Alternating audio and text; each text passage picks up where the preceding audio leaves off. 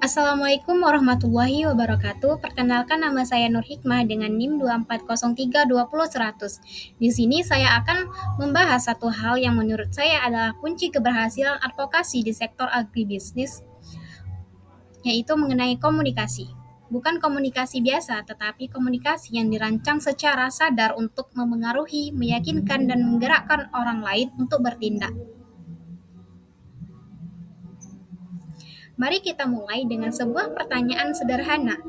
Mengapa ada organisasi advokasi yang punya data lengkap, riset yang kuat, argumen yang benar secara faktual, tapi tetap gagal mengubah kebijakan, sementara ada organisasi lain dengan sumber daya jauh lebih terbatas yang berhasil menggerakkan opini publik dan mengubah arah kebijakan hanya dalam hitungan bulan? Jawabannya hampir selalu sama, bukan soal siapa yang paling benar secara data, tapi siapa yang paling efektif dalam mengomunikasikan kebenaran itu.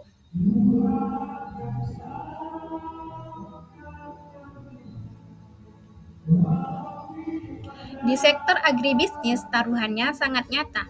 Ini bukan sekedar wacana akademis, ini soal harga gabah yang menentukan apakah seorang petani bisa menyekolahkan anak-anaknya. Ini soal kebijakan subsidi pupuk yang menentukan apakah lahan tetap produktif atau ditinggalkan. Ini soal alih fungsi lahan yang begitu terjadi tidak bisa dibalik lagi karena taruhannya besar. Maka cara kita berkomunikasi soal isu-isu ini juga harus dirancang dengan serius, bukan asal-asalan. Sepanjang penjelasan ini, saya akan membahas 4 hal besar secara berurutan. Yang pertama, teknik komunikasi persuasif dan 6 prinsip psikologis yang mendasarinya. Yang kedua, yaitu cara menyusun pesan advokasi yang benar-benar efektif. Dan yang ketiga, cara memilih saluran komunikasi yang tepat untuk audiens yang berbeda-beda. Yang keempat, yang akan saya bahas paling dalam, yaitu storytelling berbasis data.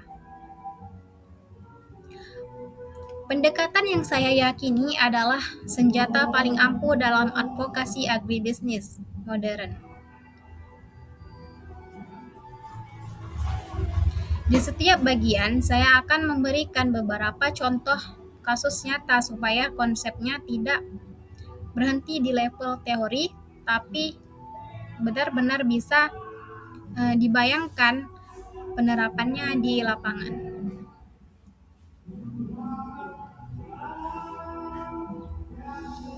Memahami komunikasi persuasif secara mendalam. Mari kita mulai dari pondasinya. Komunikasi persuasif adalah seni sekaligus ilmu untuk memengaruhi sikap, keyakinan, atau tindakan orang lain. Kata kuncinya di sini ada 2, seni dan ilmu. Sebagai ilmu, komunikasi persuasif punya prinsip-prinsip yang bisa dipelajari, diuji, dan direplikasi. Ini bukan soal bakat bawaan semata, tapi sebagai seni. Penerapannya tetap membutuhkan kepekaan, penyesuaian, konteks, dan intuisi yang diasah lewat pengalaman.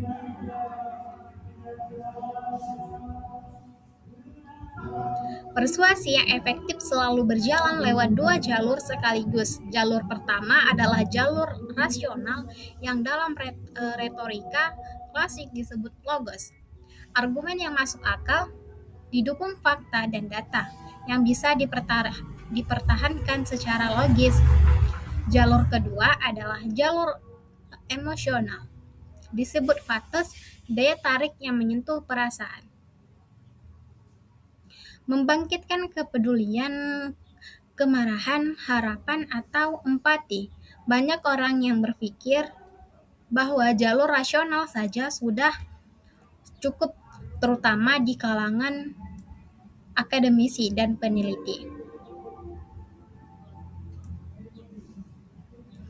Tapi kenyataannya, manusia jarang membuat keputusan murni berdasarkan logika. Kita membuat keputusan berdasarkan emosi, lalu mencari pembenaran rasional untuk keputusan itu. Karena itu, advokasi yang hanya mengandalkan data tanpa narasi emosional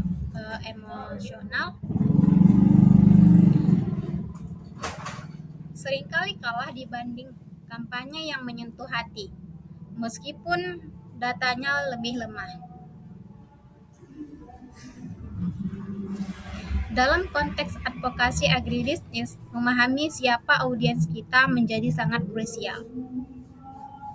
Karena setiap kelompok audiens punya bahasa dan kepentingan yang berbeda. Pembuat kebijakan biasanya berpikir dalam kerangka anggaran, elektabilitas, dan risiko politik. Mereka ingin tahu apa untungnya bagi konstituen saya dan apa risikonya bagi posisi saya. Media berpikir dalam kerangka nilai berita, mereka mencari sudut cerita yang menarik, kontroversial, atau punya elemen manusia yang kuat. Publik umum berpikir dalam kerangka dampak langsung terhadap kehidupan mereka. Harga pangan, keamanan makanan, atau isu lingkungan yang mereka rasakan, dan sesama pelaku industri atau stakeholder lain berpikir dalam kerangka untung, rugi bisnis, dan keberlanjutan operasional mereka.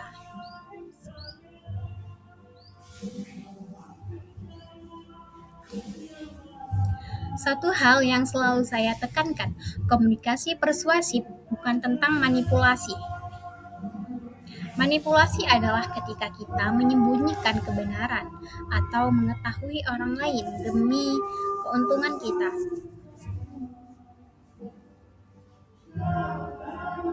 Sementara komunikasi persuasif yang etis adalah ketika kita menyusun kebenaran, data, dan fakta yang benar-benar kita miliki dengan cara yang paling meyakinkan dan mudah diterima oleh audiens kita. Bedanya memang tipis di permukaan, tapi sangat fundamental dalam praktiknya. Advokat yang baik tidak pernah berbohong soal data, mereka hanya jauh lebih pandai dalam menyampaikannya. 6 prinsip persuasi dan penerapannya di dunia agribisnis.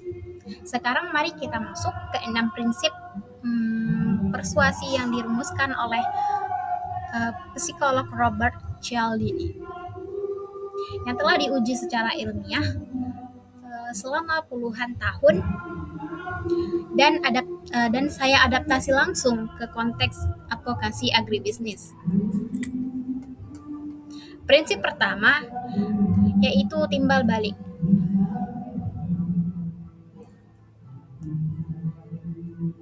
Prinsip ini berakar dari sifat dasar manusia sebagai makhluk sosial. Kita cenderung merasa berhutang dan ingin membalas ketika seseorang memberi kita sesuatu yang bernilai, bahkan jika pemberian itu tidak diminta.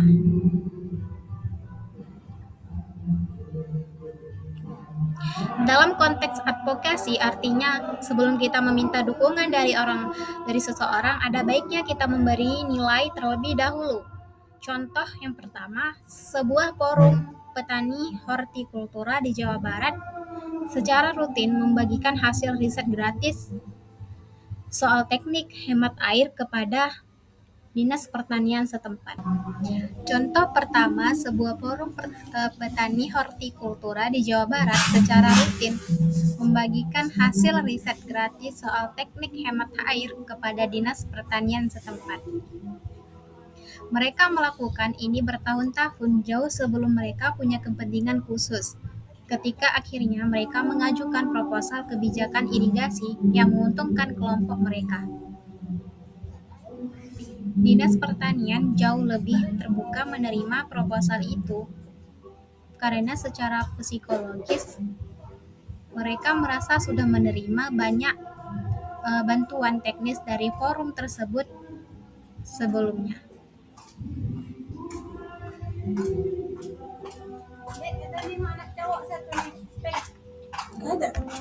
Gak ada, Bu.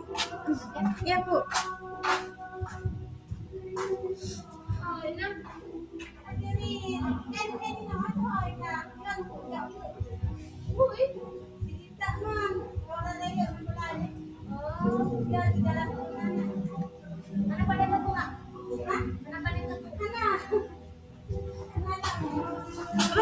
Copot.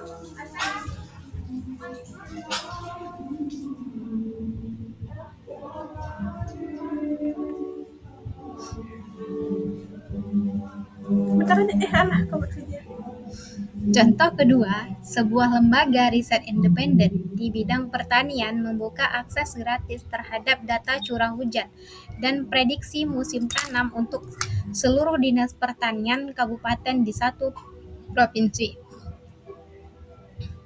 tanpa syarat apapun. Setahun kemudian, ketika lembaga itu mengadvokasi perubahan kebijakan soal alokasi anggaran riset pertanian daerah, hampir semua dinas yang pernah menerima data gratis tersebut mendukung usulan mereka di forum musyawarah provinsi.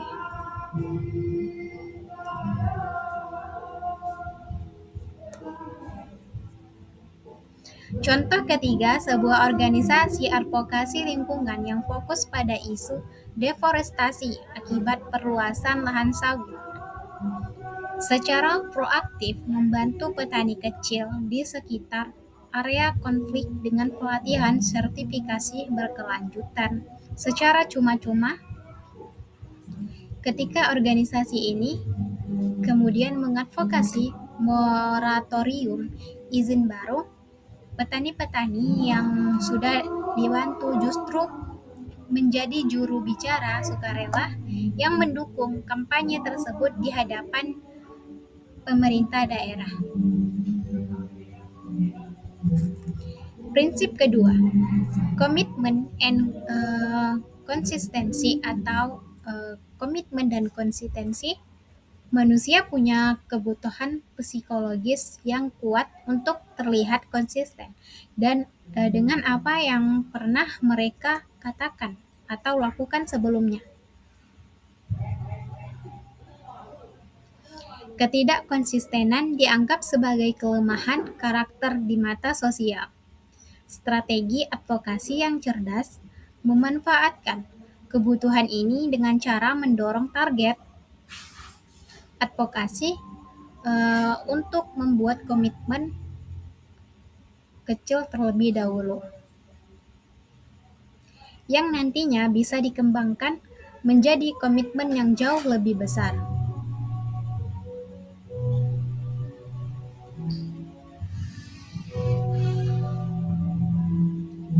Contoh pertama, sebelum mengusulkan kebijakan harga dasar gabah, sebuah koalisi petani mengundang seorang anggota DPRD untuk hadir dalam forum publik dan secara terbuka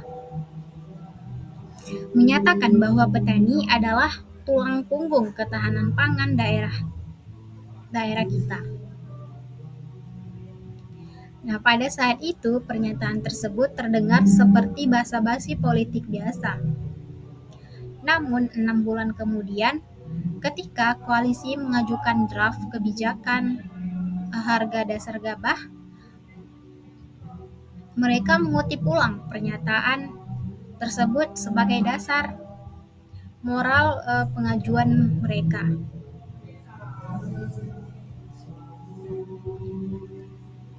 Anggota dewan tersebut menjadi sangat sulit menolak karena penolakan akan membuatnya terlihat tidak konsisten dengan ucapannya sendiri di depan publik.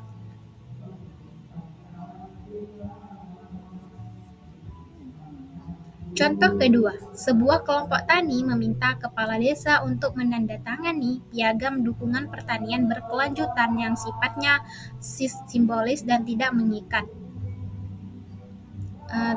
secara hukum. Setahun kemudian, ketika kelompok tani ini mengajukan permohonan alokasi dana desa untuk program pertanian organik,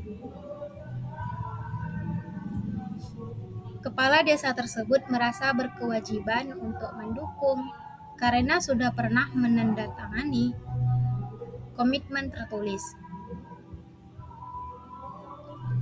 Meskipun sebelumnya bersifat simbolis. Contoh ketiga, dalam kampanye menentang penggunaan pestisida berbahaya, sebuah organisasi lebih dulu meminta sejumlah tokoh masyarakat untuk mengisi survei sederhana yang berisi pernyataan, "Saya peduli terhadap kesehatan keluarga petani." Setelah itu, mereka menindaklanjuti dengan mengajak tokoh-tokoh yang sama untuk menandatangani petisi larangan pestisida tersebut.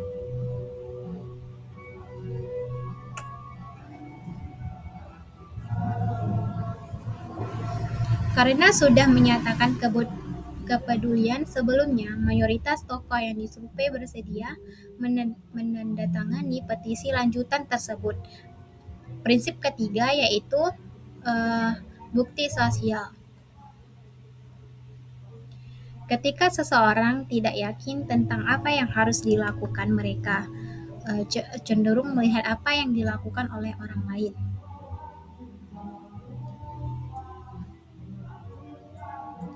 Terutama orang-orang yang mereka anggap serupa dengan diri mereka.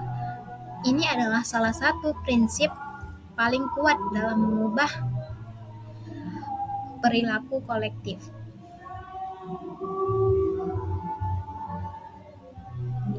Contoh pertama, kampanye advokasi pertanian regeneratif di Sulawesi Selatan tidak dimulai dengan menyajikan data akademis yang berat. Mereka justru memulai dengan menyampaikan testimoni video dari 15 kelompok tani di berbagai desa yang sudah lebih dulu beralih ke metode tersebut dan mengalami kenaikan hasil panen. Efeknya sangat terasa. Desa-desa lain jauh lebih cepat mengikuti, bukan karena membaca laporan ilmiah tentang efektivitas pertanian regeneratif, tetapi karena melihat bukti nyata bahwa banyak yang sudah berhasil. Kenapa saya tidak coba?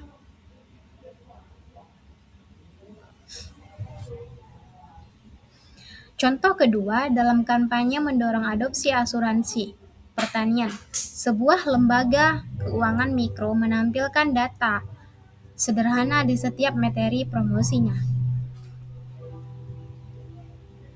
80% petani di kecamatan sebelah sudah mendaftar asuransi gagal panen. Angka ini terbukti jauh lebih efektif dalam mendorong pendaftaran dibandingkan penjelasan detail tentang mekanisme klaim asuransi itu sendiri. Contoh ketiga, sebuah gerakan konsumen yang mengadvokasi pembelian produk pertanian lokal mengumpulkan dan menampilkan jumlah pengguna aplikasi belanja produk tani lokal secara real time di media sosial mereka. Sudah lebih dari 50.000 keluarga beralih ke produk lokal. Angka yang terus bertambah ini menciptakan efek bola salju, di mana Semakin banyak orang bergabung karena melihat semakin banyak orang lain sudah lebih dulu bergabung.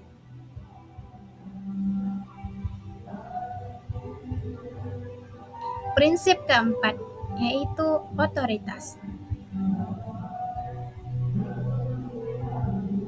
Manusia cenderung mempercayai dan mengikuti saran dari figur yang dianggap ahli atau kredibel atau punya otoritas dalam bidang tertentu. Ini adalah jalan pintas kognitif. Kita tidak punya waktu untuk mengevaluasi setiap klaim secara mendalam.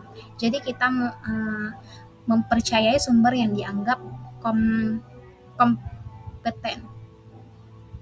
Dirancang secara sadar untuk memengaruhi, meyakinkan, dan menggerakkan orang lain untuk bertindak. Mari kita mulai dengan sebuah pertanyaan sederhana. Mengapa ada organisasi advokasi yang punya data lengkap, riset yang kuat, argumen yang benar secara faktual, tapi tetap gagal mengubah kebijakan, sementara ada organisasi lain dengan sumber daya jauh lebih terbatas yang berhasil menggerakkan opini publik dan mengubah arah kebijakan hanya dalam hitungan bulan? Jawabannya hampir selalu sama, bukan soal siapa yang paling benar secara data, tapi siapa yang paling efektif dalam mengomunikasikan kebenaran itu.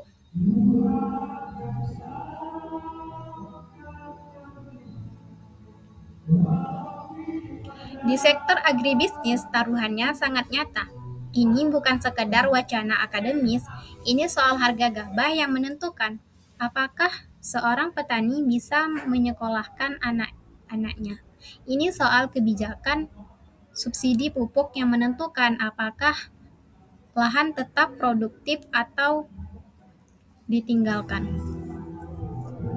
Ini soal alih fungsi lahan yang begitu terjadi tidak bisa dibalik lagi karena taruhannya besar. Maka cara kita berkomunikasi soal isu-isu ini juga harus dirancang dengan serius, bukan asal-asalan. Sepanjang penjelasan ini, saya akan membahas 4 hal besar secara berurutan. Yang pertama, teknik komunikasi persuasif dan 6 prinsip psikologis yang mendasarinya. Yang kedua, yaitu cara menyusun pesan advokasi yang benar-benar efektif. Dan yang ketiga, cara memilih saluran komunikasi yang tepat untuk audiens yang berbeda-beda. Yang keempat, yang akan saya bahas paling dalam, yaitu storytelling berbasis data. Pendekatan yang saya yakini adalah senjata paling ampuh dalam advokasi agribisnis modern.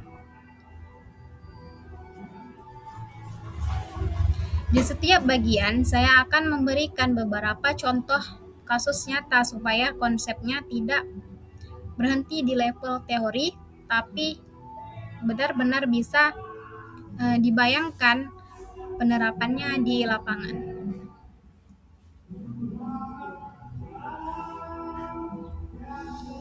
Memahami komunikasi persuasif secara mendalam. Mari kita mulai dari pondasinya. Komunikasi persuasif adalah seni sekaligus ilmu untuk memengaruhi sikap, keyakinan, atau tindakan orang lain. Kata kuncinya di sini ada 2, seni dan ilmu. Sebagai ilmu, komunikasi persuasif punya prinsip-prinsip yang bisa dipelajari, diuji, dan direplikasi. Ini bukan soal bakat bawaan semata, tapi sebagai seni. Penerapannya tetap membutuhkan kepekaan, penyesuaian, konteks, dan intuisi yang diasah lewat pengalaman.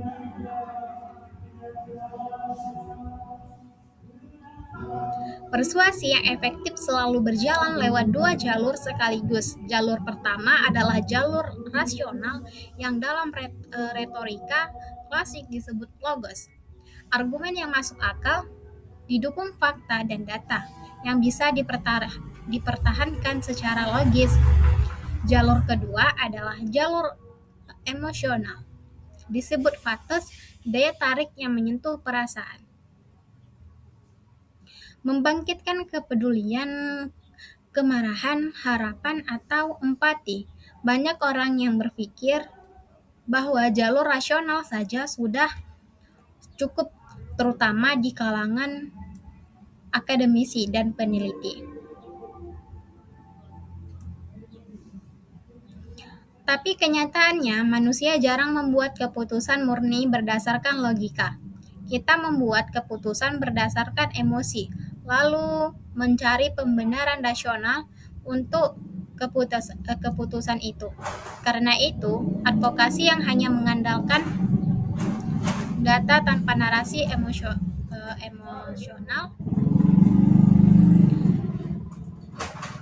seringkali kalah dibanding kampanye yang menyentuh hati, meskipun datanya lebih lemah. Dalam konteks advokasi agribisnis, memahami siapa audiens kita menjadi sangat krusial. Karena setiap kelompok audiens punya bahasa dan kepentingan yang berbeda. Pembuat kebijakan biasanya berpikir dalam kerangka anggaran, elektabilitas, dan risiko politik. Mereka ingin tahu apa untungnya bagi konstituen saya dan apa risikonya bagi posisi saya. Media berpikir dalam kerangka nilai berita, mereka mencari sudut cerita yang menarik, kontroversial, atau punya elemen manusia yang kuat. Publik umum berpikir dalam kerangka dampak langsung terhadap kehidupan mereka. Harga pangan, keamanan makanan, atau isu lingkungan yang mereka rasakan, dan sesama pelaku industri atau stakeholder lain berpikir dalam kerangka untung, rugi bisnis, dan keberlanjutan operasional mereka.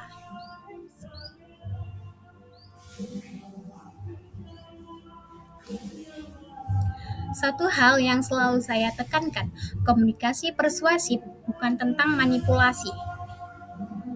Manipulasi adalah ketika kita menyembunyikan kebenaran atau mengetahui orang lain demi keuntungan kita.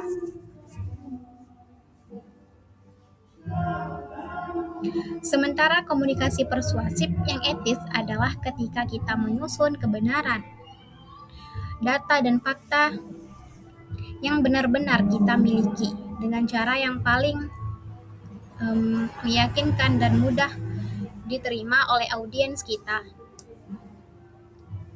Bedanya memang tipis di permukaan, tapi sangat fundamental dalam praktiknya.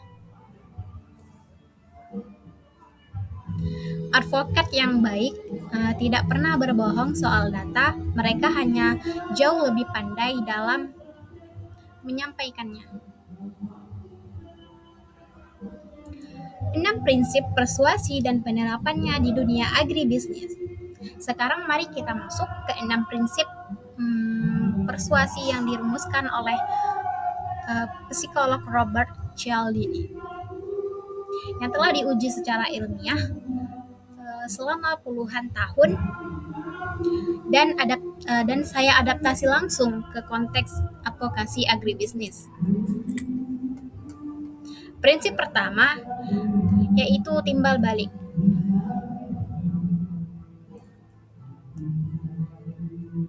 Prinsip ini berakar dari sifat dasar manusia sebagai makhluk sosial. Kita cenderung merasa berhutang dan ingin membalas ketika seseorang memberi kita sesuatu yang bernilai, bahkan jika pemberian itu tidak diminta.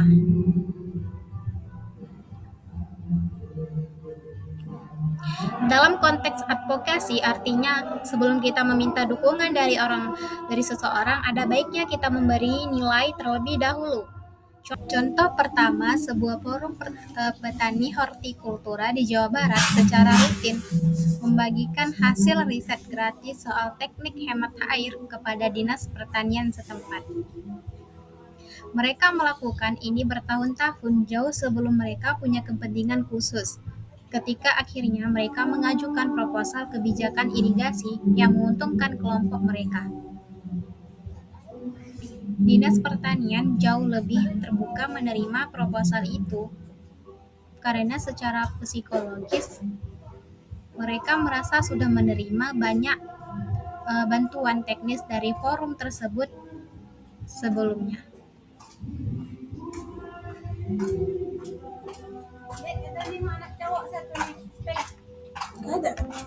Gak ada, Bu.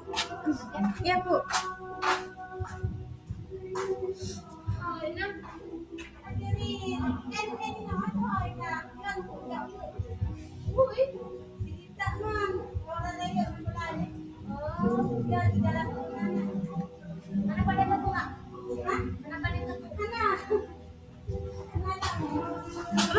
Copot.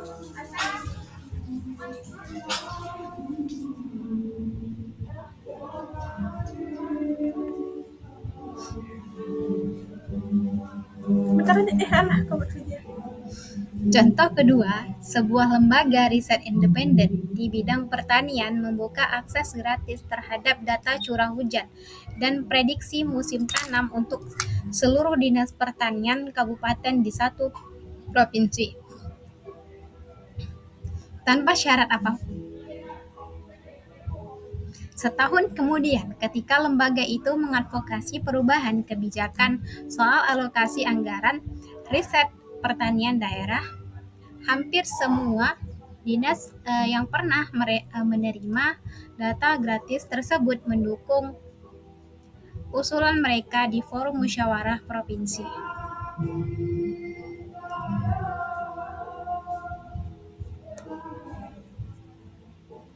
Contoh ketiga, sebuah organisasi advokasi lingkungan yang fokus pada isu deforestasi akibat perluasan lahan sawit secara proaktif membantu petani kecil di sekitar area konflik dengan pelatihan sertifikasi berkelanjutan secara cuma-cuma. Ketika organisasi ini kemudian mengadvokasi moratorium izin baru, petani-petani yang sudah dibantu justru menjadi juru bicara sukarela yang mendukung kampanye tersebut di hadapan pemerintah daerah. Prinsip kedua, komitmen and konsistensi atau komitmen dan konsistensi. Manusia punya kebutuhan psikologis yang kuat untuk terlihat konsisten dan dengan apa yang pernah mereka katakan atau lakukan sebelumnya. Ketidakkonsistenan dianggap sebagai kelemahan karakter di mata sosial. Strategi advokasi yang cerdas memanfaatkan kebutuhan ini dengan cara mendorong target advokasi untuk membuat komitmen kecil terlebih dahulu, yang nantinya bisa dikembangkan menjadi komitmen yang jauh lebih besar.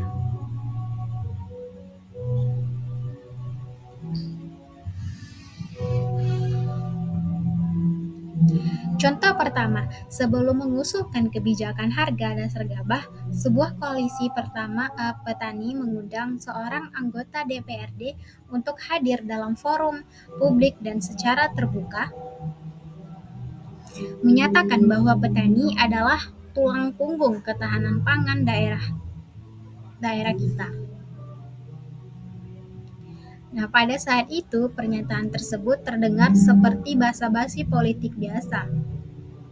Namun 6 bulan kemudian, ketika koalisi mengajukan draft kebijakan harga dasar gabah, Mereka mengutip ulang pernyataan tersebut sebagai dasar moral pengajuan mereka.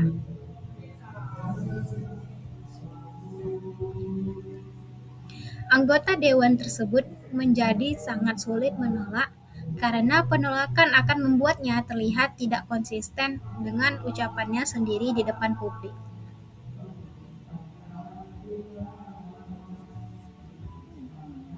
Contoh kedua, sebuah kelompok tani meminta kepala desa untuk menandatangani piagam dukungan pertanian berkelanjutan yang sifatnya simbolis dan tidak mengikat secara hukum. Setahun kemudian, ketika kelompok tani ini mengajukan permohonan alokasi dana desa untuk program pertanian organik, kepala desa tersebut merasa berkewajiban untuk mendukung karena sudah pernah menandatangani komitmen tertulis. Meskipun sebelumnya bersifat simbolis. Contoh ketiga, dalam kampanye menentang penggunaan pestisida berbahaya, sebuah organisasi lebih dulu meminta sejumlah tokoh masyarakat untuk mengisi survei sederhana yang berisi pernyataan, "Saya peduli terhadap kesehatan keluarga petani." Setelah itu, mereka menindaklanjuti dengan mengajak tokoh-tokoh yang sama untuk menandatangani petisi larangan pestisida tersebut.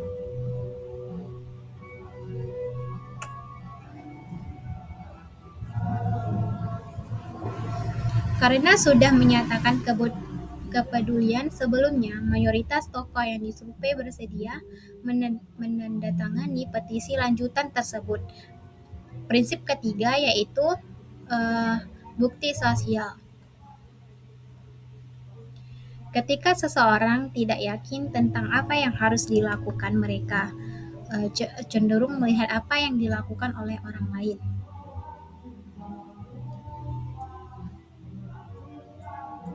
Terutama orang-orang yang mereka anggap serupa dengan diri mereka. Ini adalah salah satu prinsip paling kuat dalam mengubah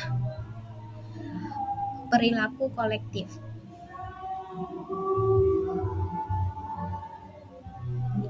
Contoh pertama, kampanye advokasi pertanian regeneratif di Sulawesi Selatan tidak dimulai dengan menyajikan data akademis yang berat. Mereka justru memulai dengan menyampaikan testimoni video dari 15 kelompok tani di berbagai desa yang sudah lebih dulu beralih ke metode tersebut dan mengalami kenaikan hasil panen.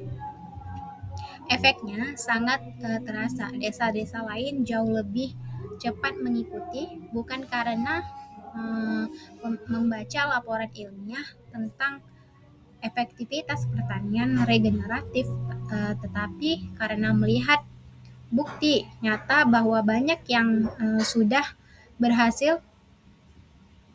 Kenapa saya tidak coba?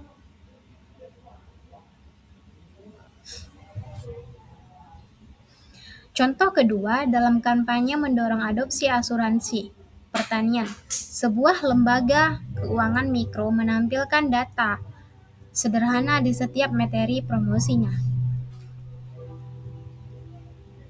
80% petani di kecamatan sebelah sudah mendaftar asuransi gagal panen. Angka ini terbukti jauh lebih efektif dalam mendorong pendaftaran dibandingkan penjelasan detail tentang mekanisme klaim asuransi itu sendiri.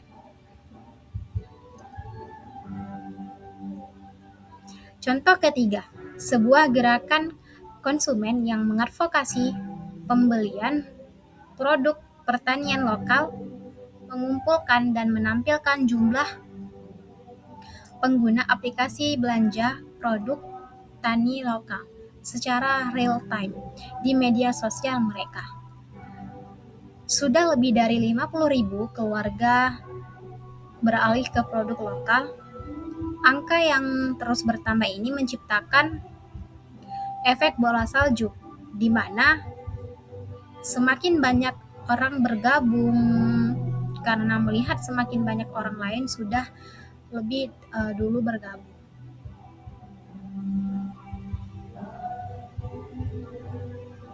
Prinsip keempat yaitu otoritas. Manusia cenderung mempercayai dan mengikuti saran dari figur yang dianggap ahli atau kredibel atau punya otoritas dalam bidang tertentu. Ini adalah jalan pintas kognitif. Kita tidak punya waktu untuk mengevaluasi setiap klaim secara mendalam. Jadi kita mempercayai sumber yang dianggap kompeten. Contoh kedua, sebuah lembaga riset independen di bidang pertanian membuka akses gratis terhadap data curah hujan dan prediksi musim tanam untuk seluruh dinas pertanian kabupaten di satu provinsi, tanpa syarat apapun. Setahun kemudian, ketika lembaga itu mengadvokasi perubahan kebijakan soal alokasi anggaran riset pertanian daerah, hampir semua dinas yang pernah menerima data gratis tersebut mendukung usulan mereka di forum musyawarah provinsi.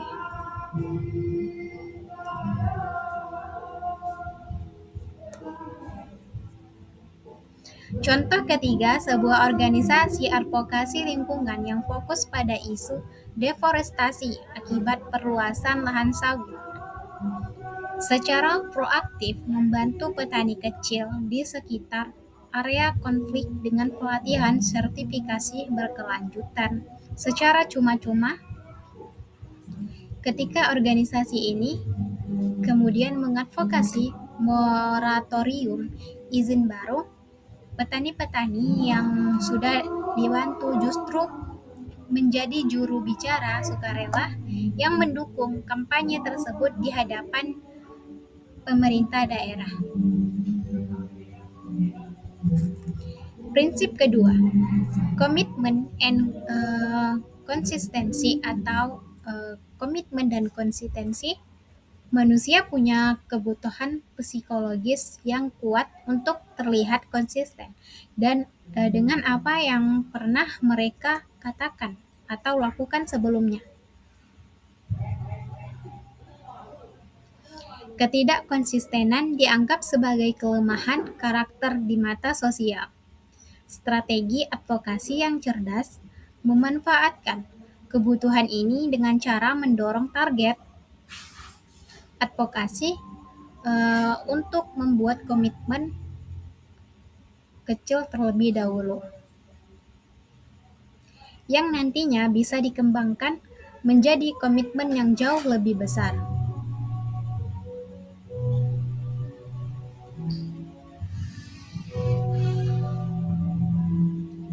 Contoh pertama, sebelum mengusulkan kebijakan harga dasar gabah, sebuah koalisi petani mengundang seorang anggota DPRD untuk hadir dalam forum publik dan secara terbuka menyatakan bahwa petani adalah tulang punggung ketahanan pangan daerah kita. Nah, pada saat itu pernyataan tersebut terdengar seperti basa-basi politik biasa. Namun 6 bulan kemudian, ketika koalisi mengajukan draft kebijakan harga dasar gabah, mereka mengutip ulang pernyataan tersebut sebagai dasar moral pengajuan mereka.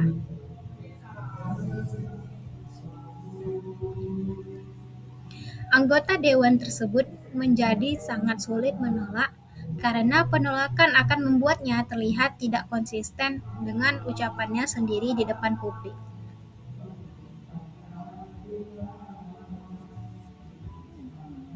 Contoh kedua, sebuah kelompok tani meminta kepala desa untuk menandatangani piagam dukungan pertanian berkelanjutan yang sifatnya simbolis dan tidak mengikat secara hukum. Setahun kemudian, ketika kelompok tani ini mengajukan permohonan alokasi dana desa untuk program pertanian organik, kepala desa tersebut merasa berkewajiban untuk mendukung karena sudah pernah menandatangani komitmen tertulis. Meskipun sebelumnya bersifat simbolis. Contoh ketiga, dalam kampanye menentang penggunaan pestisida berbahaya, sebuah organisasi lebih dulu meminta sejumlah tokoh masyarakat untuk mengisi survei sederhana yang berisi pernyataan, "Saya peduli terhadap kesehatan keluarga petani." Setelah itu, mereka menindaklanjuti dengan mengajak tokoh-tokoh yang sama untuk menandatangani petisi larangan pestisida tersebut.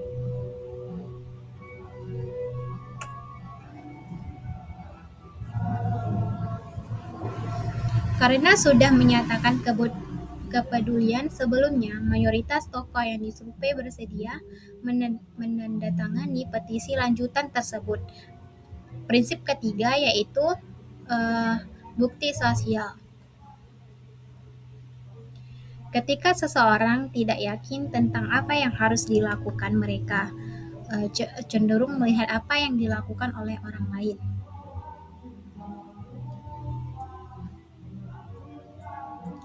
Terutama orang-orang yang mereka anggap serupa dengan diri mereka. Ini adalah salah satu prinsip paling kuat dalam mengubah perilaku kolektif.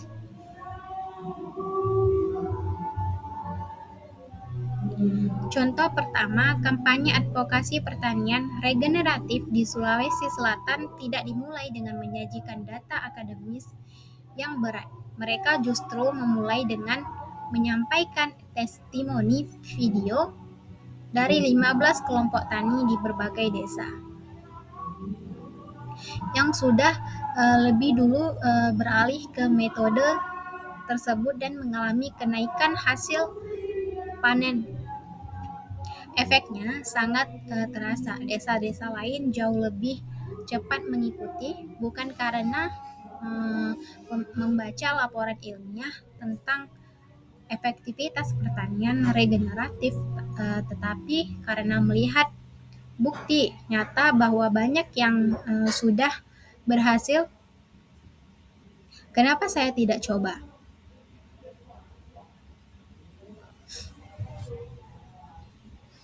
Contoh kedua, dalam kampanye mendorong adopsi asuransi pertanian, sebuah lembaga keuangan mikro menampilkan data sederhana di setiap materi promosinya. 80% petani di kecamatan sebelah sudah mendaftar asuransi gagal panen. Angka ini terbukti jauh lebih efektif dalam mendorong pendaftaran dibandingkan penjelasan detail tentang mekanisme klaim asuransi itu sendiri.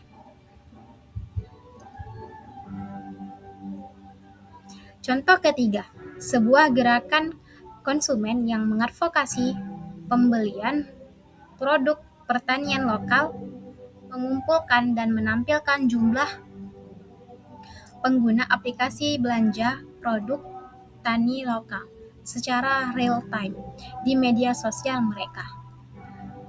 Sudah lebih dari 50.000 keluarga beralih ke produk lokal. Angka yang terus bertambah ini menciptakan efek bola salju, di mana semakin banyak orang bergabung karena melihat semakin banyak orang lain sudah lebih dulu bergabung.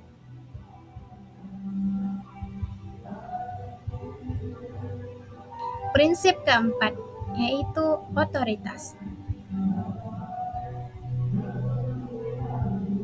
Manusia cenderung mempercayai dan mengikuti saran dari figur yang dianggap ahli atau kredibel atau punya otoritas dalam bidang tertentu. Ini adalah jalan pintas kognitif. Kita tidak punya waktu untuk mengevaluasi setiap pelatihan sertifikasi berkelanjutan secara cuma-cuma.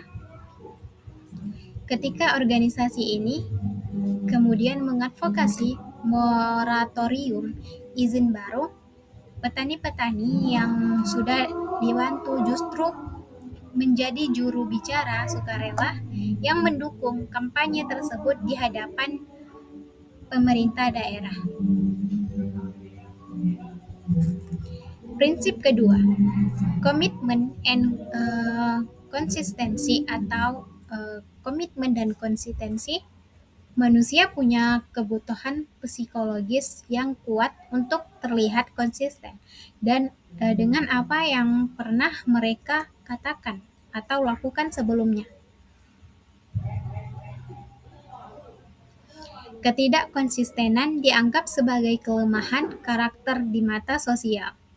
Strategi advokasi yang cerdas memanfaatkan kebutuhan ini dengan cara mendorong target advokasi untuk membuat komitmen kecil terlebih dahulu, yang nantinya bisa dikembangkan menjadi komitmen yang jauh lebih besar.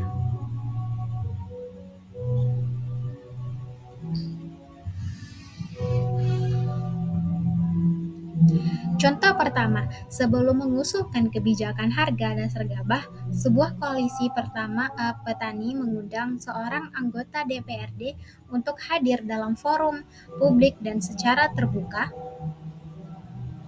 menyatakan bahwa petani adalah tulang punggung ketahanan pangan daerah kita.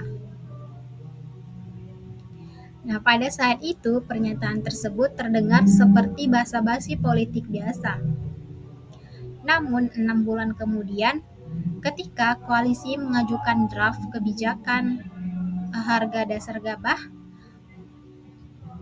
mereka mengutip ulang pernyataan tersebut sebagai dasar moral pengajuan mereka.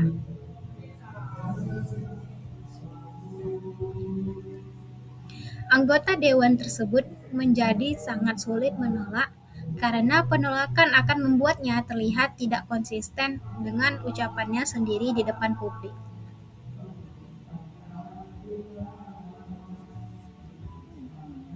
Contoh kedua, sebuah kelompok tani meminta kepala desa untuk menandatangani piagam dukungan pertanian berkelanjutan yang sifatnya simbolis dan tidak mengikat secara hukum. Setahun kemudian, ketika kelompok tani ini mengajukan permohonan alokasi dana desa untuk program pertanian organik, kepala desa tersebut merasa berkewajiban untuk mendukung karena sudah pernah menandatangani komitmen tertulis. Meskipun sebelumnya bersifat simbolis. Contoh ketiga, dalam kampanye menentang penggunaan pestisida berbahaya, sebuah organisasi lebih dulu meminta sejumlah tokoh masyarakat untuk mengisi survei sederhana yang berisi pernyataan, "Saya peduli terhadap kesehatan keluarga petani." Setelah itu, mereka menindaklanjuti dengan mengajak tokoh-tokoh yang sama untuk menandatangani petisi larangan pestisida tersebut.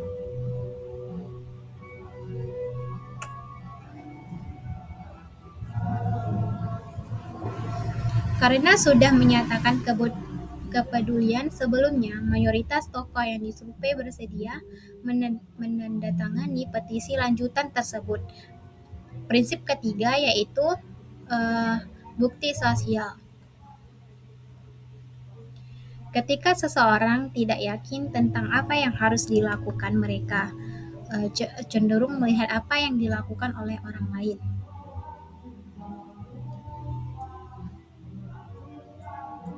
Terutama orang-orang yang mereka anggap serupa dengan diri mereka.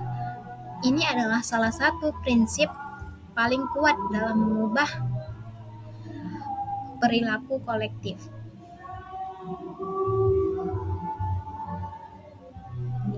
Contoh pertama, kampanye advokasi pertanian regeneratif di Sulawesi Selatan tidak dimulai dengan menyajikan data akademis yang berat. Mereka justru memulai dengan menyampaikan testimoni video dari 15 kelompok tani di berbagai desa yang sudah lebih dulu beralih ke metode tersebut dan mengalami kenaikan hasil panen. Efeknya sangat terasa. Desa-desa lain jauh lebih cepat mengikuti, bukan karena membaca laporan ilmiah tentang efektivitas pertanian regeneratif, tetapi karena melihat bukti nyata bahwa banyak yang sudah berhasil. Kenapa saya tidak coba?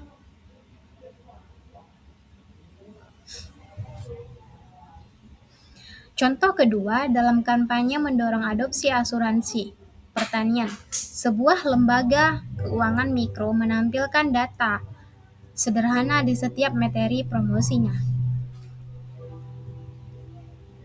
80% petani di kecamatan sebelah sudah mendaftar asuransi gagal panen.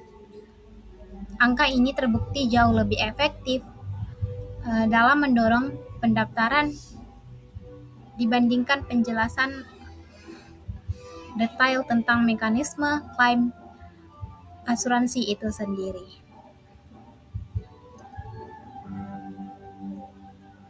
Contoh ketiga, sebuah gerakan konsumen yang mengadvokasi pembelian produk pertanian lokal mengumpulkan dan menampilkan jumlah pengguna aplikasi belanja produk tani lokal secara real time di media sosial mereka. Sudah lebih dari 50.000 keluarga beralih ke produk lokal. Angka yang terus bertambah ini menciptakan efek bola salju, di mana semakin banyak orang bergabung karena melihat semakin banyak orang lain sudah lebih dulu bergabung.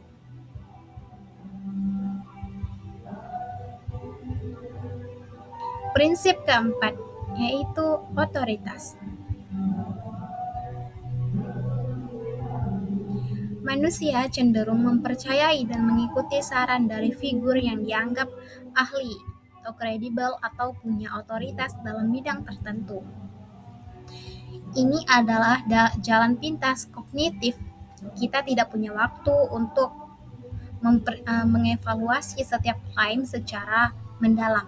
Jadi kita mempercayai sumber yang dijalankan di ruang digital.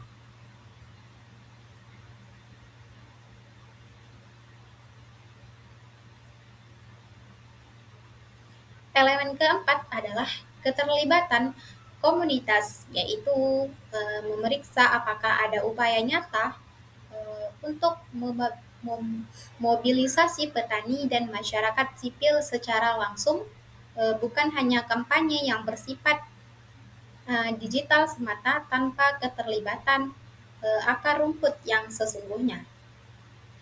Elemen kelima adalah hubungan dengan media massa, yaitu menganalisis bagaimana kampanye tersebut berinteraksi dengan media massa.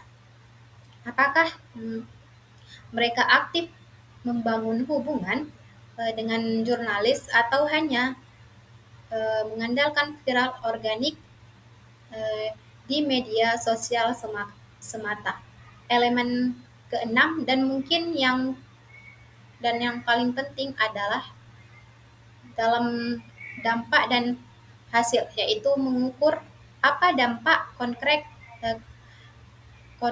yang berhasil dicapai oleh kampanye tersebut. Misalnya, apakah terjadi perubahan kebijakan nyata, peningkatan kesadaran publik yang terukur melalui survei atau data keterlibatan digital, ataukah kampanye tersebut hanya ramai sesaat tanpa dampak jangka panjang yang berarti. Mungkin hanya ini video yang mungkin hanya ini penjelasan eh, yang hanya dapat yang saya mungkin hanya ini penjelasan yang dapat saya sampaikan. Saya akhiri, wabillahi taufiq wal hidayah. Wassalamualaikum warahmatullahi wabarakatuh.